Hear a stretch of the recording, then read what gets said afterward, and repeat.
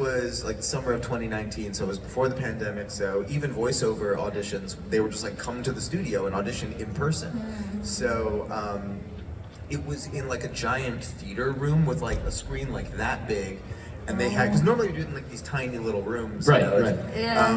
And this was like the engineer was like all the way in the back with his whole setup, and the show was like this really sweet French rom-com, but it had like a very kind of sexy spin on it, and the idea was like the main character was essentially a male prostitute who was like a musician who was just like, you know, a broke artist, and like that's just what he did for money. I But can then he see it. falls in love with a girl that he's like, she like gets set up with him through like her birthday party, like kind of, you know, classic rom-com thing. Anyway, I see the vision. point being, point being, I'm auditioning for this main character, and so I end up getting the part, and it was one of those things where like I was just so green. I'm like, I'm just happy to work. I have a job immediately, and they were like, and there's 2 seasons already, so we're just gonna do a full 2 seasons. I was like, oh my god, I have like months worth of work just on this one job.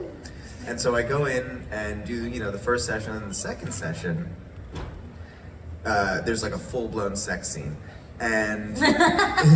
And while it wasn't like graphic, it was like, you know, an intimate scene with plenty of audible sounds and things, and No they way. they didn't have like. Is this you said it was animated or it was live action? Ah. But they're like, you know, we don't have any of that in the M&E or anything, so like they're like, we you got to do all that, like we got to cover that.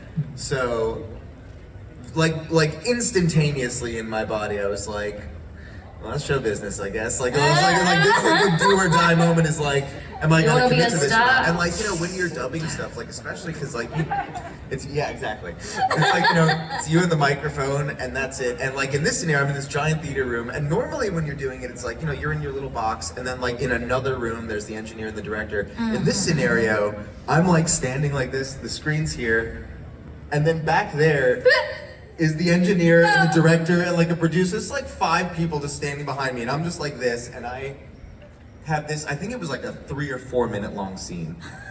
And Probably I had felt to like 20. basically like roll down my sleeve and use my arm as my partner. And I just had to go to town on this thing and just like, and you have to make it sound real, you know, like, cause it's also like this live action, you know, like it's not animated or big in any way. Yeah. So I'm just like, just fully committing to this thing, and then like finish, and I'm kind of like, you know, we wrap, and I'm like, and scene.